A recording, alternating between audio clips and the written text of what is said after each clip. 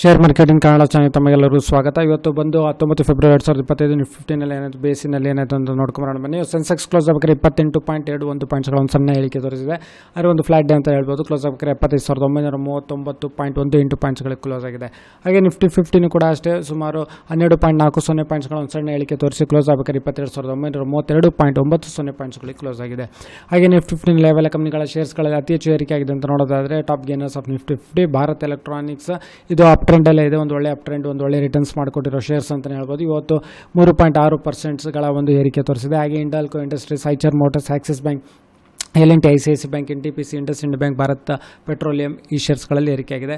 Kotak Bank, Hero MotoCorp, Tata Steel, Apollo Hospitals, ONGC, HDFC Life, Wipro, Bajaj Auto, Coal India, ITC, HDFC Bank, SBI, Reliance Industries, Asian Paints, SBI Life Insurance ರೇಟ್ಗಳಲ್ಲಿ ಇವತ್ತು ಏರಿಕೆಯಾಗಿದೆ ಅಂತ ಹೇಳ್ಬೋದು. ಈ video ನೋಡೋದಕ್ಕೆ ನಮಗೆ ತುಂಬ ಧನ್ಯವಾದ. ವಿಡಿಯೋ ಲೈಕ್ ಮಾಡಿ, ಶೇರ್ ಮಾಡಿ, ಕಮೆಂಟ್ ಮಾಡಿ.